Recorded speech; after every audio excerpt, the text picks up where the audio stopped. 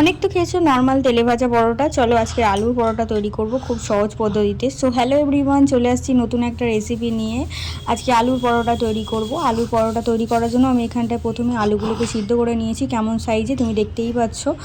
তারপরে এখানটায় আমি ভালোভাবে আটাটাকে মাখিয়ে নেবো। আটাটা ভালোভাবে মাখানো হয়ে গেলে একটু একটু করে জল দিয়ে প্রথমে মাখাবো। মাখানো হয়ে গেলে দেখবে যেন ডোটা পুরো নরম হয়ে গেছে। এটা কিছুক্ষণের জন্য আমি রেস্টে দেবো। এদিকে আমি আলুর ওপরে জিরে, নুন, একটু লঙ্কার গুঁড়ো, একটু ধনে গুঁড়ো, একটু জিরে গুঁড়ো, সব রকম মশলা, একটু চাট মশলা দিয়ে আর পেঁয়াজ দিয়ে কুচি কুচি করে একদম পেঁয়াজটা কেটেছি দেখতে পাচ্ছ। লঙ্কাটাও কুচি কুচি করে কেটে নিয়েছি। চাইলে তোমরা ধনে পাতাও ইউজ করতে পারো, আমি করিনি।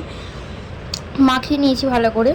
এদিকে আমি যে আটাটাকে মাখিয়ে রাখছিলাম, এটা আমি আটাই নিয়েছি, ময়দা নিইনি। তোমরা চাইলে ময়দা নিতে পারো। আমি এরকমভাবে একটু শেপ দিয়ে কেটে নেব। তোমরা চাইলে হাত দিয়ে এমনি গোল শেপ দিয়ে যে কোনো একটা আকার নিয়ে করতে পারো। আমি এরকমভাবে কাটলেই আমার সুবিধা হয়। সব কটা ডো একই থাকে, সব কটা যে রুটি করব সব কটাই একই মাপের হয়, সেই জন্য আমি এরকমভাবে নিয়েছি।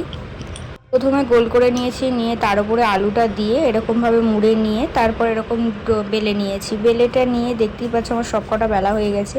আমি একে একে ভালোভাবে সেঁকে নেব। ফার্স্ট সেঁকে নিয়ে তারপর দু সাইড ভালো করে সেঁকা হয়ে গেলে বুঝতে পারবে কালারটা একটু চেঞ্জ হবে, দেখতে পাচ্ছ।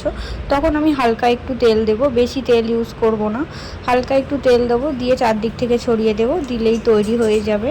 আর এটা খুব সুন্দর হয়। দুপার এটা ভালোভাবে করে নিলে দেখবে কালারটাও একটু অন্যরকম চলে আসছে আর সুন্দর লাগছে কালারটা, একটা ব্রাউন কালার চলে আসবে। এখানে একে একে সমস্ত পরোটাগুলোই করে নিয়েছি। দেখতেই পাচ্ছ সমস্ত পরোটার কালারগুলো কত সুন্দর আসছে আর ঠিকঠাক যাচ্ছে একের পর এক। এটা কিছুক্ষণ ধরে টাইম নিয়ে ভেজো, নয়তো ভিতরটা কাঁচা কাঁচা হয়ে থাকবে। ভালোভাবে এপার ওপার ভাজা হয়ে গেলেই কিন্তু তেলটা দেবে, তেলটা আগে থেকে দেবে না। এটা দেখছো একের পর এক আমার সব কিছু কমপ্লিট হয়ে গেছে। মনে রাখবে অনেকক্ষণ ধরে সেকলেই কিন্তু ভালোভাবে এটা ফুলে ওঠে, ভালোভাবে ফুলবে, নরম হবে এটা অনেকক্ষণ ধরে সেকলে।